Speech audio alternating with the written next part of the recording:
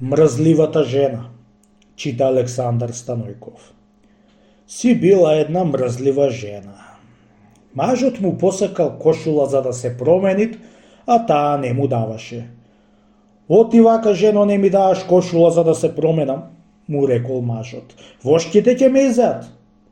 Мора ми кај да најдам мажу, му рекла, кога немам ни за тебе ни за мене.